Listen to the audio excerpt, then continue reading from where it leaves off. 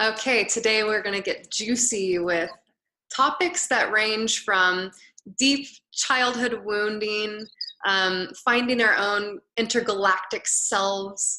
Essentially, the whole thing that we're encompassing today is how to start to trust yourself, what it feels like when you start to go through those phases of mistrust and then trusting oneself, and how that really leads to the unfolding of your own magic. So today I have this lovely, amazing woman here, Dawn. I found her on this group, Facebook group page of people that connect through Arcturian and Pleiadian stuff. And usually I don't really resonate with a lot of the posts, but she had posted about a memory that she had, or a dream that she had of, I mean, it was pretty clear that it was like a past life experience. Oh, I think we're frozen. Can you still hear me, Dawn? Yes. Oh, you're moving now. Yep. Perfect. So it just really resonated with me. And you never know if you can actually reach someone on social media, right? Some people are like, oh, like you can't touch this, you know. But we connected right away, and it was so sweet. And Dawn is co-creating with me the Lightworker Book Club, and it's just become this very juicy space. We'll have another opening for another book club in a few months, but right now we're closing it up to be a really gushy, sweet space for us to all co-create in. And yeah, and so I have Dawn on today because we have similar stories of our childhoods and hiding ourselves, and then what it's like to reawaken. So Dawn, tell me a little bit about your upbringing. Well, first, I just want to thank you so much for having me on here. I'm just truly honored, and I'm excited to share these experiences with you all. So growing up, as you and I were talking, we realized that we had similar stories. Growing up for me, quick background, I come from a super religious family where basically there was just many rules enforced, and my individuality wasn't really allowed to, I wasn't really allowed to express or learn or explore my individuality. And I had these experiences of just, being an introverted child and, kind of getting made fun of, and, that whole story. And I really believe that it helped me, I had to work through all of those childhood issues and do that inner work to really get to where I'm at now. And I know that you kind of had similar inner child work that you had to do to kind of get to where you're at now too. Yeah. And what do you think, like, for people listening that have gone through it, like most people that I know that are quite spiritual tend to always be the black sheep in their family. Like they never really had someone that they could feel safe with, or maybe just one person in the family, but the rest kind of disowns them in some way when they really start to come out into their truth. So for one, what made you come back into your truth? So with the childhood difficulties came, a PTSD diagnosis about 5 years ago. And as with most light workers and with most people that are, naturally spiritually in tune with themselves, they will have these traumatic experiences to kind of shake them awake. So my journey started 5 years ago, and I tried to go to therapy. I tried to do all the conventional stuff, and I just felt like, you know what? Meditation kind of came into my life, and I realized no one's going to be able to heal me except myself.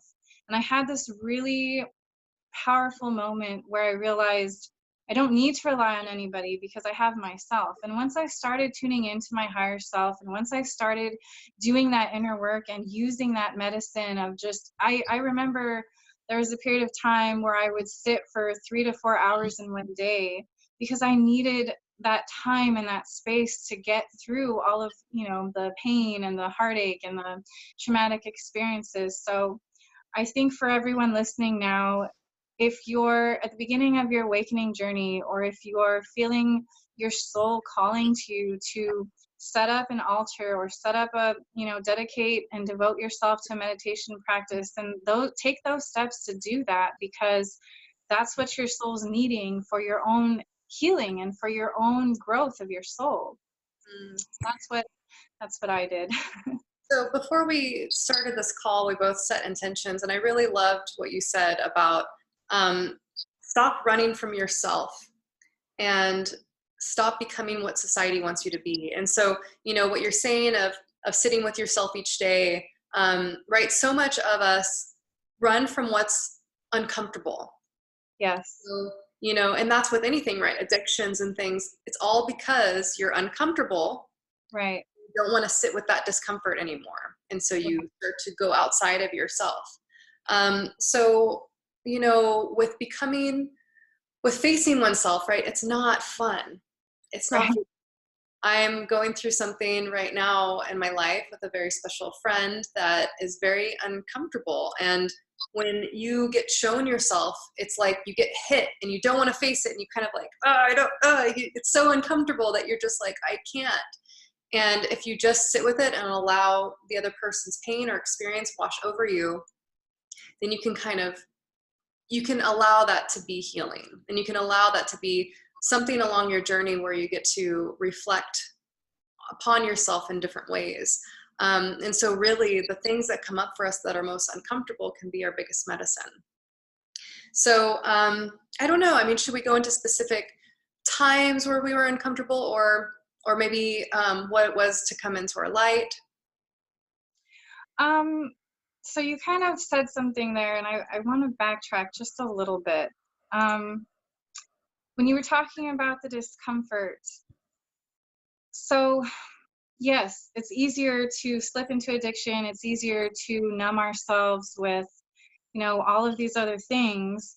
But I learned that the more that I ran from myself, the more depressed I came, the more irritable I became, because I wasn't nourishing my soul and I wasn't giving myself that time to really just sit with myself. And I still have moments like that today where, I know I need to meditate and I'm like, no, I don't need to, I'll be fine. But, it's a really, truly internal call of your soul. And I feel like it takes a lot of courage to sit with yourself and to really face that mirror and to say, okay, these are my issues, or this is the pain that, I'm running from.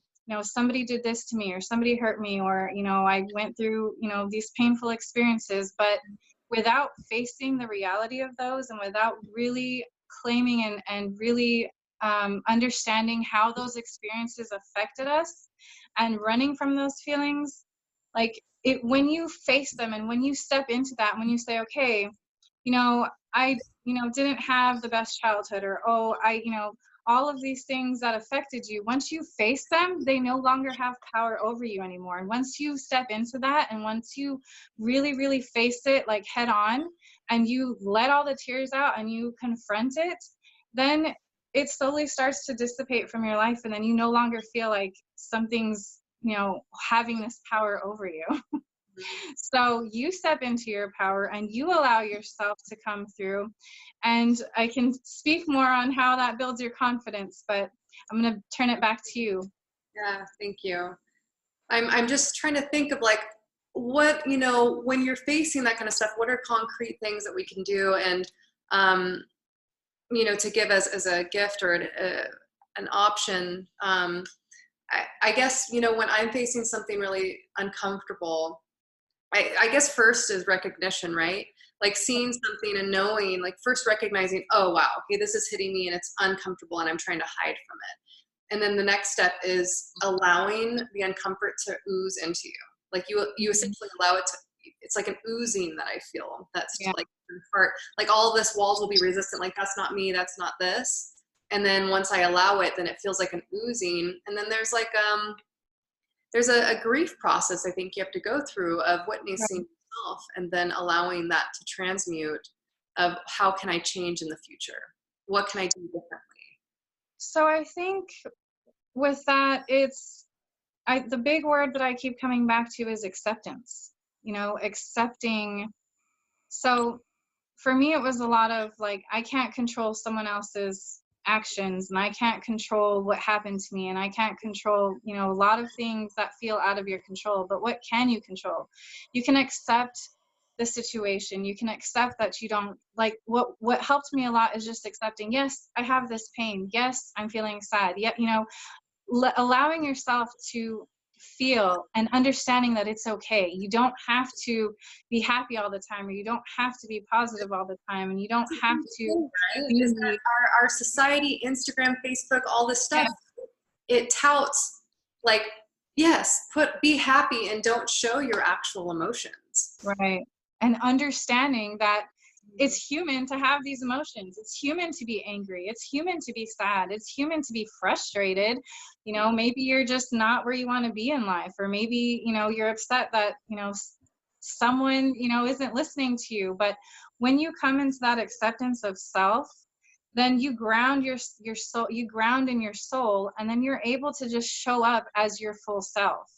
And when you like I keep saying, when you take that power away from emotions and you understand, well, okay, I'm going to be upset right now, or okay, I'm sad, then it just doesn't matter, and you don't build up these, oh my gosh, I'm not like this influencer, or my life it doesn't look like theirs. I mean, we understand that we're human at the end of the day. It reminded me right now, like emotions that I'm working through myself. Once I realized that I don't have to do anything right now, like I keep thinking, oh, I should say this or do this, and maybe that will help, and maybe this and that. And that gets me caught up in the state of holding on to the emotion rather just being like, I can just feel really sad right now. Right. Mm-hmm. And then it's like, oh, it takes so much pressure off of, oh, I have this emotion. What do I do with it? How do I get it to leave? How do I Right. get the uncomfort of sadness and grief out of me? What can I do? Sage myself, do this. Like I was doing stuff before the call of like, okay, I need to clear my energy. And really it's just like, oh, I'm just sad right Right. And that's okay. That's my favorite phrase. And that's okay. Because we have to feel these things to get through them. We have to feel the fullness of them, and then we'll be able to work through that. And I think that's why, like for me personally, I had to do a lot of parenting myself, parenting my inner child, and understanding how that works and how it helps you become, a fuller version of you, is understanding that you're taking that inner child and you're comforting them, and you're saying, okay, you wouldn't go up to a child and say, oh my gosh, stop crying right now. No, you would let them, and you would, let them cry it out, and you would comfort them and say, okay, it's all right. You have these emotions. And as we grow up, I don't know, some society makes us feel like we're not supposed to feel our emotions, and we're not supposed to, now. have the yucky cries. Because that fits better into our societal structure, because we want you to just be ant workers. Right. Don't see Exactly. anything, don't look at anything, just continue doing your task so we can do the And thing. that is just so unhealthy. And I see it in people all around me. Put your head down, go to work, earn your money, come back home. And that's why it's so important to build a space for ourselves, whether it's in our home or just internally. Build that space for yourself where you can come back to over and over again. I teach people a lot to build, a space that makes them happy, build an altar, build just a little corner, take up a little corner in the house for yourself, and give yourself the time to just be you.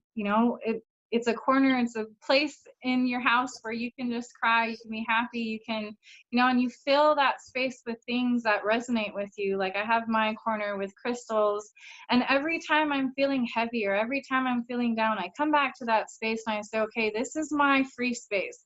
I can feel anything. I can feel anger, I can feel rage, I can feel whatever I'm feeling, and I know that I can lay it down. And when I lay down those emotions, I don't ever have to pick them up again because they're out. And And I I think feel like, too, oh, go ahead. when you talk about making a physical space, how important that can be for our internal psyche when we come into misalignment and when we forget our path, right? To have that physical representation as an anchor for us is really Right. important, especially when you're first coming into understanding what this universe is all about. Because I'm Right. sorry, kids, but they don't teach you in school what's actually going on. When you Exactly. I mean, I focused myself on sciences because I always felt these crazy things when I was a kid, and I saw different parallel universes, and I saw myself in different galaxies, and Yeah. I didn't know what to do with that. And so I hid a lot of those parts of myself, and I went into study science because I was like, okay, this is going to give me grounded information about what's actually going on. And it's interesting because the deeper that I went, and then I went into metaphysical science, and the whole world that opens up about the dimensions that we just literally cannot see with our eyes. Right.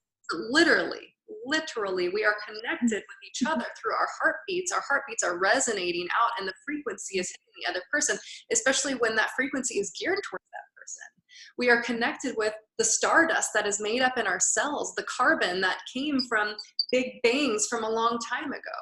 I mean, and the connection of light and sound frequencies. And there's so much that we don't get told, because I think it's empowering to realize that the things that you think create physical structures around you. Right. And, and if you're told that, what would happen in the world, right? Empowered creation. I mean, that's what I'm here to do. And, I'm recognizing too that what we're doing right now with our Lightworker Book Club, coming together just on this video for YouTube and IGTV, this is happening all over the world right now. More of these pockets Right. of people are coming together to bring soul awareness to the table, saying, hey guys, Right. it's time. Like, we're in this big pause right now, and it's time to really recalibrate what we're teaching our kids, what we're Yeah. saying as our own truth inside of ourselves, and how do we reawaken? How do we reawaken and get out of the, like you said, the society's structures? How do you get out of that? And I think it's first really going down, scrubbing everything clean and saying, what fulfills me? Right. What could I do if money wasn't an option? What would I Right. do on this planet? And that's exactly how I started. And that's exactly where my journey began. And I'm sorry, I didn't mean to cut you off, but that's exactly what I was thinking about earlier. I said, how did my journey start? And when did I really, really come into the fullness of myself is when I left corporate and I said, okay, what would I do if money wasn't an option? What would I do that would make my soul happy, and what really lights me up on fire? And I think everyone listening right now needs to ask themselves, what is my true passion? What did I enjoy as a child? What makes me happy and just, fills me with joy? And I think if people really took the time to do that, our world would look so different.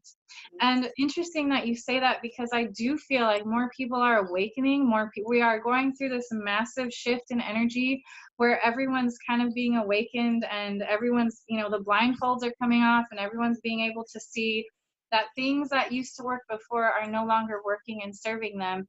And the more that we have the courage to kind of own our desires and own our passions, and kind of understand that, if money wasn't an option, if money wasn't in the equation, what would our lives look like?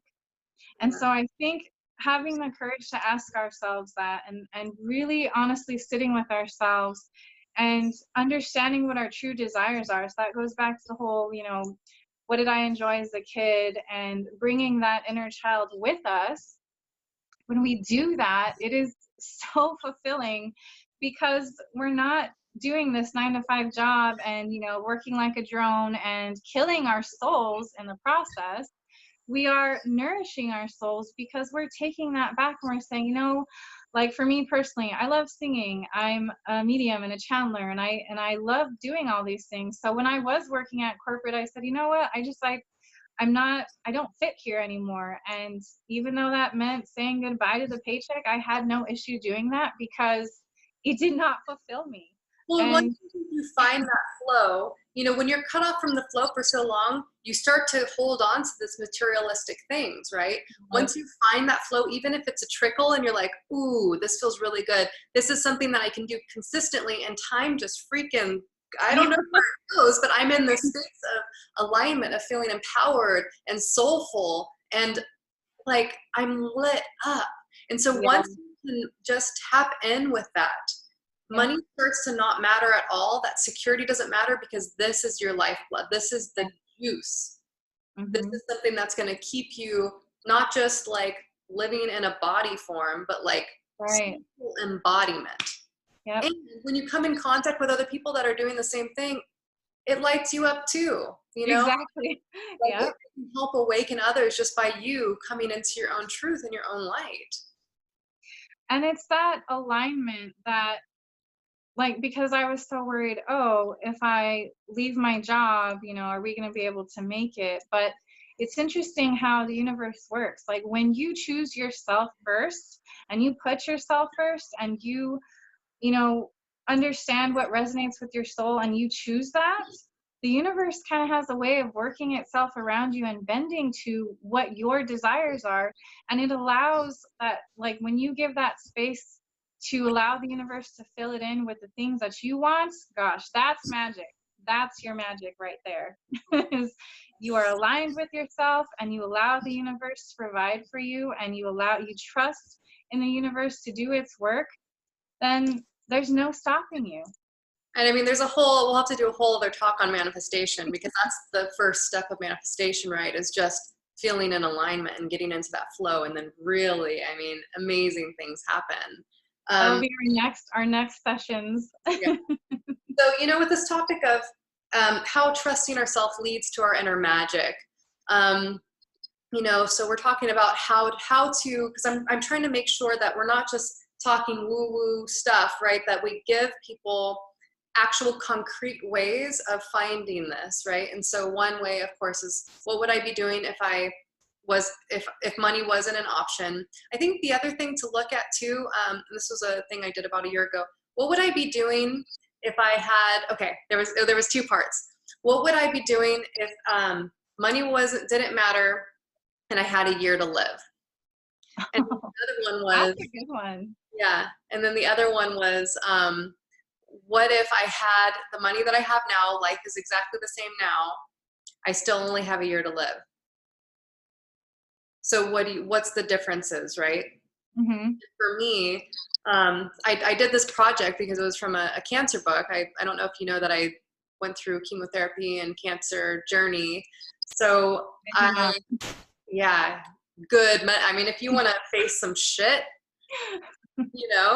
if you want to have the coolest diagnosis to wake your ass up, go ahead and find some cancer. Because I mean, seriously, once I knew it was cancer 4 months before Western diagnosed me.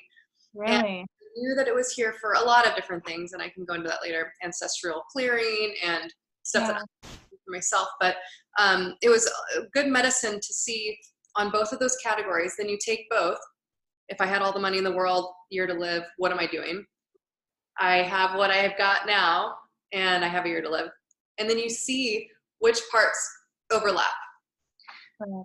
And for me, it was traveling with my family, Yeah. with my patients.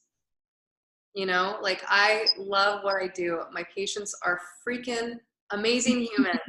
And when I'm working, it's just like I'm in it. I'm in the zone. I'm in my light. I'm in my Right. whatever. So anyway, that's just a good ground floor tool that you can use. Is what would you be doing if this piece of paper didn't matter, right? And if you can give up the idea of fear around what if I don't have enough, Yeah. looking I, at abundance too, of not just being around money, but abundance is having what you need when you need it. So right. Bashar, he's a great channel, and I get that quote from him: abundance, having what you need when you need it. Have you heard Bashar? No, I actually listen to Abraham Hicks a lot, but I think they're pretty similar in teachings anyway. So They are similar. Bashar is kind of intense, and I always distrusted channels. I don't know, like, again, I'm more science-based. I'm like, well, I can't prove anything, so right. blah, blah, blah. But I was at Lightning in a Bottle, and Bashar was there to talk, and they were asking him questions about humanity and the earth and crazy stuff, and he would just immediately have a response, and it was so, like, you could just tell, like, the truth hits your body, and when something's truth. And it was wild. And so I finally opened up that door to channels and my own sense of channeling that I've done in my life that I just never really trusted, because I'm like, well, that's kind of weird, I don't know. So when we can step into our weirdness, right? Yeah. Truth, our own unique frequency of what our truth is, what we think the universe is, our cellular memories. I mean, when we start to wake up and get uncomfortable in looking at these things, doing past life regressions or Hmm. moving beyond that, right? That's kind of the first one that you start with, humans that are waking up is like, okay, let's not take them too far. Let's just look at human forms. And when they're ready, maybe they can start to go intergalactically. Because seriously, guys, like our planet has life on it in a big part because of fungus and because of water coming from asteroids out in the universe. And our bodies are made up of this stuff. We are 70% water holding cellular memory from other galaxies from the beginning of time. So if you think that you're just human, think again. There's more to the story we're not being told, and that a lot of people are Oh, too. so much more, but that might be a topic for another day too. I know so much, right? I always say before I interview, I'm like, okay, we're going to keep it between 15 and 30 minutes. I'm trying to some fights, but then it's like, oh God, there's so much to talk about. So, I mean, is there anything else that we should bring up about, your story and you coming into your truth? And I don't know, I guess, I don't know. Yeah, Your intention. so, oh, sorry, I don't mean to cut you off. No, just, you stated your intention before of, your intention is to help people stop running from themselves Hmm. and stopping from doing what society wants them to be. So what last little nuggets can you give around either that or around, our original thought when we talked about doing this together was to talk about, the things that we saw when we were children and then covering that up to be more normal, and then the things that we're connected to now. So I don't know, you can pick door A, B, or C. So one last, because you were asking, or you brought up the questions that we can ask ourselves and how we can ask those to kind of get us clear on what our desires are. My last question that I want people to ask themselves is, what would I do if I didn't care what people thought about me? I Mm, think that is a huge one that we struggle with. I struggled with it. I shoved myself in a box, and you know, and it took so long for me to realize there's no box. Guys, there's no box. We have to change our mindset on that. And you kind of brought it up the other day with your face paint, but like I had to, like, this whole, what I'm wearing today, my jewelry, I grew up, like I said, very religious, and that naturally brings, a conservative style. And, it took me a long time to kind of get away from that and really, like, I had to ask myself, how would I dress or what would I look like if I didn't care what people thought about me? Because I'm a very, former people pleaser. And I think that also plays a part in this paradigm and this paradigm shift is, you know, allowing yourself that space to kind of be who you want and stop caring what people think, because at the end of the day, it's your life. And no matter how hard we try to please others, it's not going to happen. yeah. And the the kicker the kicker is that when we make ourselves happy, that's when other people start being happy for us. That's Mm, when other people realize, oh man, she's really happy, like kind of doing her own thing. I'm not going to hate on it anymore because she's doing what makes her happy.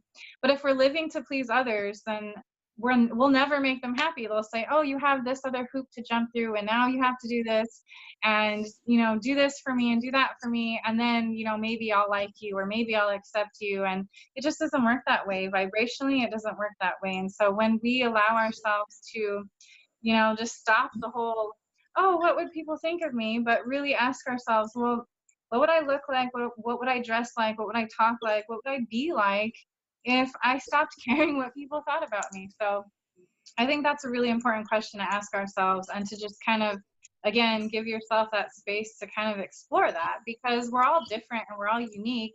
And society likes to paint this picture of, conformity, and like have to, be an athlete, or you have to be, super fit, and you have to, like, just all of these things that society gives us to kind of, as this picture perfect thing. But we're not all like that. We are unique, we are different, and for good reason. And we have to embrace that and really, really own it.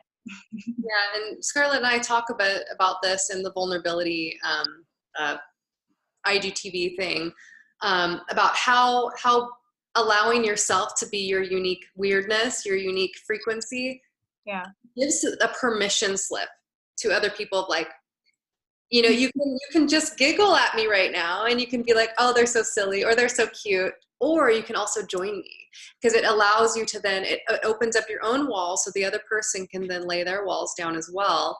And you know, I love this question. I think it's maybe more important than the money one, right?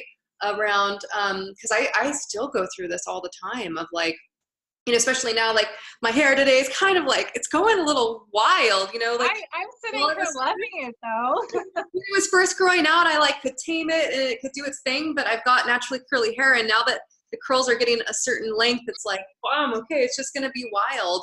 And then the face paint stuff too. There was stuff that happened on that thread with people asking me like, oh, well, isn't this cultural appropriation? And you know, this is disrespectful. And you know, that's something that's really important to me. I mean, I built a clinic based off of respecting the indigenous Right.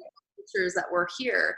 And I have bloodline of being a Native American, but my family was cut off from that. So I have a lot of my own personal wounding around wishing that I grew up on a reservation, or wishing I grew up with more of the culture, but they had to close off from it for fear.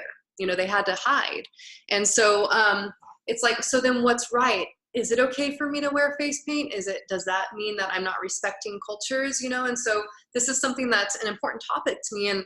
And when they were asking me these questions in the comments, I was having a lot of internal resonance or dissonance, you know, like we're saying, where it's like, oh, like I see this part of myself, and wow, it must be a lot of ignorance here of me not being aware of what constitutes appropriation of another culture. Right. You know, so I'm still trying to figure that out. And you know, I think if I'm not specifically taking face paint styles that are specific to a particular tribe, but it's also like I'm also connecting with my star tribe. You know, Right. I'm also representing myself in different forms that's not just human. And so I'm still trying to figure that out. If anyone knows specifically like how you particularly aren't doing cultural appropriation, but also able to like express yourself through art.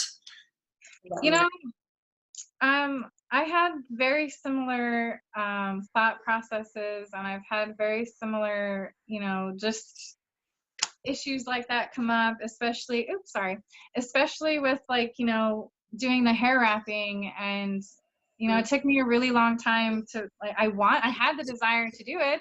And yes, I felt like, well, am I going to disrespect a culture? What are people going to think of me? And then I realized, goodness, America, the world, we are all such a mix of cultures that, and you know, ourselves, like we're such a mix in our bloodlines here on earth, that no one could possibly go up to you and say, hey, you're doing this, or you're doing that, or you shouldn't be doing this, or you shouldn't be doing that. Like Black nobody and has the right to say that, because we're all so mixed. And to me, I'm like, we are all just the human race.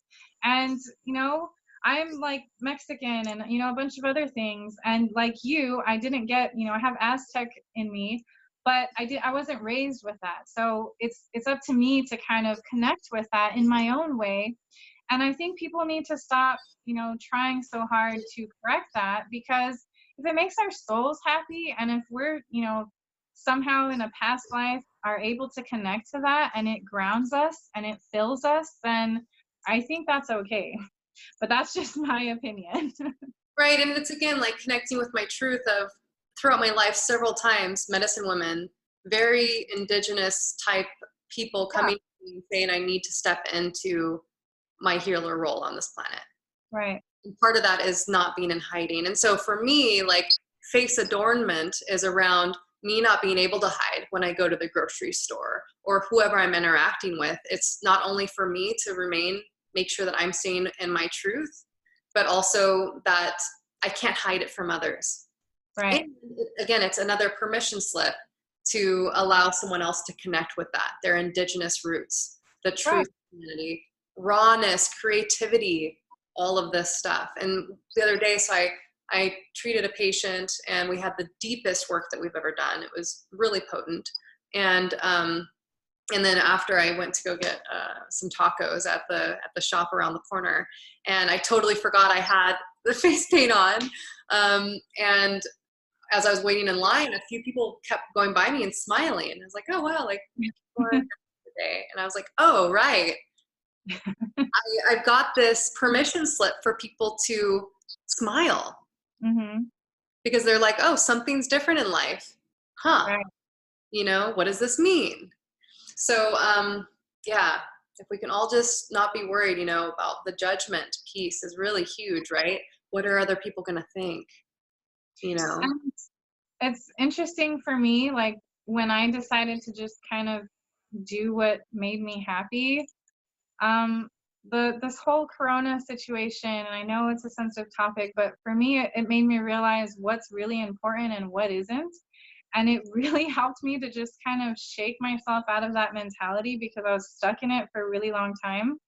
But it made me realize, like, life is really short. And you might as well treat every day, as your last day, and just do what makes you happy. And again, I say, like, no one has the right to tell you that you can't do what makes you happy. And Yeah. so we can't sit around waiting for that permission slip. Like, if there's no one around you that can give you that permission slip, you have to be the one to give it to yourself. And that's okay. And it's important to do that. Yeah. Really, really important. So in closing, I think what Dawn and I are both witnessing right now is, in our book club, is how many people out there are really looking for people that they feel safe with, people that they can open up to their true light with. So, as you're going about your day, realize that all of these souls on the planet are just looking for a place where they can really open up and show who they are. And so, if that will help you kind of come out of your shell more and come out of those cages of the boxes that we put around judgment and what's going to happen, and I'm so scared of whatever, realizing that when I think I'm being in service of something, it's a lot easier for me to do it. So, Right. by you coming out into yourself is helping the world. And realize that there's pockets of us everywhere right now anchoring in this vibration, this frequency that's saying it's okay to be you, and that's what's actually needed on the planet right now. Yeah. It's, Yes, exactly. all of the prophecies that have ever been in humanity is that the time that we're alive right now is massive, massive, massively important in many different religions around the awakening of humanity, the Right. awakening of the tribes, the awakening of the rainbow warriors that are going to show their light and spread it around the world so that we can come back to unity. Because we have gone into this contract of, I'm going to go into a human form, I'm going to forget who I am, I'm going to go into a dualistic nature, because otherwise, if we're just our God self all the time, Yeah. that shit gets boring, right? Yeah. Like you're doing it for a trillion years, you're like, okay, what else can I do? Well, I can like pretend that part of myself isn't me, and then we can kind of battle a little bit, and then I can learn more about the pieces of myself. And how fun is that? It's not fun when you're in it, right? When you forget that you're all the same thing, then that's not fun. And so we've had to go through this contract of dissolution and duality to come back into this part where humanity right now can enjoy this Eden a little bit more. Like if we can just be a little less dualistic and really see the paradise that we're living on, the Garden of Eden, we're in it. Right. Heaven and hell, what actually that means is each moment. Are you choosing heaven or are you choosing hell? It's all happening already. It's not when you leave this body form. It's literally each moment that we're in. So the 3 questions: what would you do if money didn't matter? What would you do if you had a year to live? And the biggest one, thank you, Dawn, is what would you do if judgments of others didn't matter? So get it. You can find Dawn at the, what is it, Soul Oracle? What's your handle? Soul Medicine Oracle on Instagram. And do you have a website that people can go to? Not yet. I'm working on it. All right. You should get her now, guys. She's available. Reach her. I mean, honestly, her aura and where she's going, she's going places. So you might want to tap into her medicine now while it's, you know, affordable for all of we're able to tap in without the long waiting list, you know. So go ahead and check her out. She'll be tagged in this video here. And catch you on the flip side. Keep shining that light. Thanks, Dawn, for coming on today. Thank you. I'm so honored. Thank you, thank you, thank you. Love and light, guys.